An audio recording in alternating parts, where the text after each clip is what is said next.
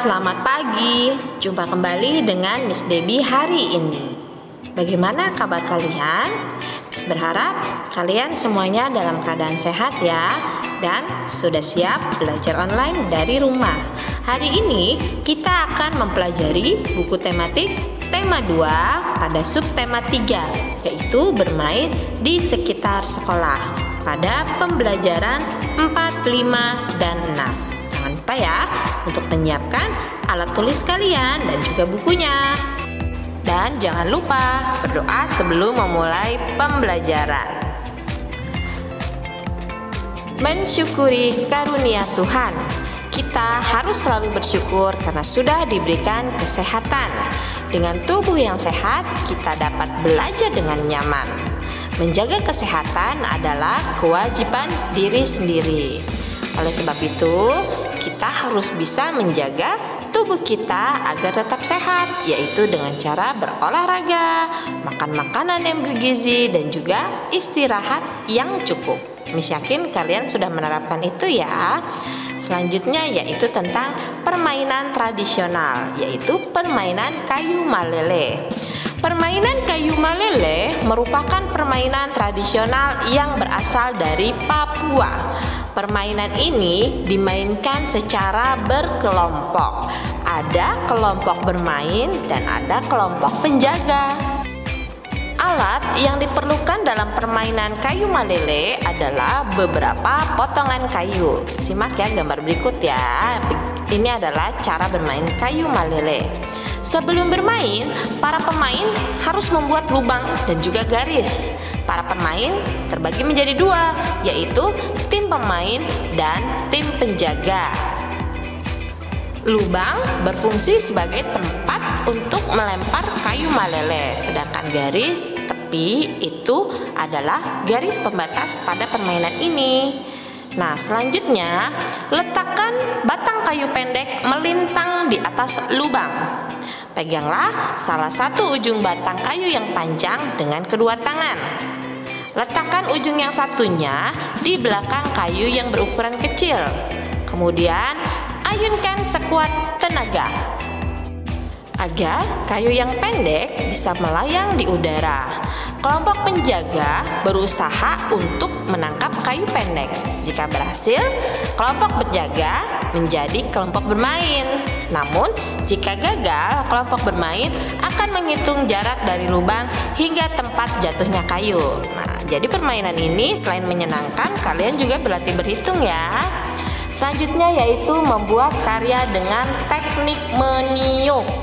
Nah, ini adalah contoh dari gambar dengan teknik meniup.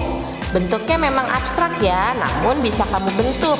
Tetapi untuk warna dasarnya pastinya dalam bentuk abstrak. Dengan teknik meniup ini, kalian memang harus meniup cat airnya. Nah, berikut ini adalah langkah-langkah dalam membuat karya dengan teknik meniup. Yang pertama, siapkan alat dan bahan yang diperlukan, antara lain daun kering, cat, pewarna, dan alat untuk meniup, yaitu sedotan plastik. Yang kedua, teteskan cairan pewarna pada kertas yang sudah diletakkan di atas kertas koran. Dan yang ketiga, tiuplah tetesan warna itu dengan menggunakan sedotan. Jadi kamu meniup-niup ya cat airnya dengan menggunakan sedotan. Sambil meniup, sedotan itu digoyang-goyangkan sehingga tetesan warna akan menyebar ke berbagai arah. 5. Usahakan tidak ada ujung tetesan yang masih menggenang. Kalau masih ada tetesan atau gumpalan warna, kamu harus meniup genangan itu sampai habis. Lalu, dengan meneteskan beberapa warna berbeda dapat menghasilkan gambar yang beraneka warna. Perhatikan contoh hasilnya nih, ada di layar ya, dan ada di layar sebelumnya. Lalu, kalau misalnya kamu menggunakan daun kering bisa dijadikan cetakan. Ataupun bisa juga menggunakan bentuk yang lain, tetapi untuk pewarnaannya tetap dengan teknik meniup, yaitu kamu tiupkan dengan sedotan. Nah, berikut ini adalah cara meniup cat air dengan sedotan. Jadi, kamu letakkan terlebih dahulu cat airnya di kertas. Lalu baru kamu tiup dengan sedotan. Harus hati-hati ya. Selanjutnya yaitu kata tanya. Kata tanya berfungsi untuk menanyakan sesuatu. Tergantung dari kata tanyanya itu apa. Nah, berikut ini adalah 6 kata tanya yang biasa digunakan, yaitu ada kata tanya apa, siapa, kapan, di mana, kenapa atau mengapa, dan bagaimana. Keenam kata tanya ini memiliki fungsinya masing-masing. Jadi kamu harus tahu kamu ingin menanyakan apa, dan kamu pun harus menggunakan kata tanya yang tepat. Disimak ya. Kata tanya apa berfungsi untuk menanyakan sesuatu. Yang kedua yaitu siapa, berfungsi untuk menanyakan orang yang terlibat dalam peristiwa tersebut. Jadi kata tanya siapa digunakan untuk menanyakan orang. 3 yaitu kapan, berfungsi untuk menanyakan waktu terjadinya suatu peristiwa. Yang keempat kata tanya di mana, berfungsi untuk menanyakan tempat peristiwa terjadi. Yang kelima kata tanya kenapa atau mengapa, berfungsi untuk menanyakan alasan peristiwa bisa terjadi. Dan yang keenam yaitu bagaimana, berfungsi untuk menanyakan urutan kejadian atau suatu proses peristiwa. Nah, berikut ini adalah contoh kata tanya dengan kalimatnya masing-masing. Yang pertama, apa makanan kesukaanmu? Yang kedua, siapa nama adikmu? 3, kapan kamu akan datang ke rumahku? 4, di mana kamu membeli payung ini? 5, bagaimana cara melakukan permainan engklek? 6, mengapa kamu tidak mengikuti Zoom kelas hari ini? Nah, jadi sekarang kalian sudah mengerti ya bahwa pertanyaan itu bisa memiliki kata tanya yang berbeda tergantung dari maksud dan tujuan kamu bertanya. Ya, jadi untuk memudahkan kamu dan lebih paham lagi, kamu boleh membaca slide yang tadi sekali lagi ya. Selanjutnya, kalian perhatikan dialog berikut ini ya, dan kalian bisa simpulkan dialog ini berbicara tentang apa. Dialog ini terdiri atas 2 orang siswa, yaitu Rasti dan Wayan. Kamu boleh ikuti dari rumah ya. Tahukah kamu tentang permainan kasti? Aku pernah memainkannya, sepertinya tidak sulit. Tetapi dalam bermain kasti, kita harus mematuhi aturannya. Contohnya, kita tidak boleh bermain curang. Penonton juga harus mendukung dengan tertib. Tidak boleh saling menghina.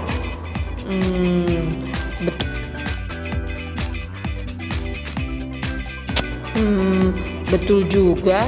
Tata tertib dalam bermain pun kita harus jalankan. Jika pemain mematuhi aturan, permainan akan berjalan lancar.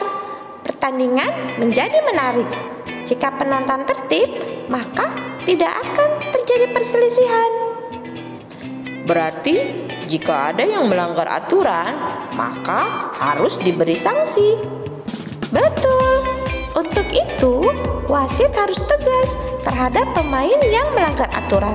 Pemain yang melanggar akan diberi peringatan jika sering melanggar. Nah, dari dialog sederhana tadi, apa yang bisa kamu simpulkan? Iya, bahwa dalam melakukan permainan kita harus tertib dan juga harus mematuhi peraturan. Dalam bermain, kita tidak boleh saling menghina dan juga tidak boleh meremehkan orang lain. Jika kita mematuhi aturan, maka permainan akan berjalan dengan lancar dan tertib. Oleh sebab itu, kalian harus pahami ya bahwa kita harus menjadi pribadi yang selalu menaati aturan. Nah, tidak hanya saat bermain saja, kita harus menaati aturan. Aturan dibuat agar semuanya berjalan lancar dan tertib. Selain aturan dari bermain, di sekolah pun terdapat beberapa aturan lainnya. Yang pertama yaitu aturan saat mengikuti upacara bendera.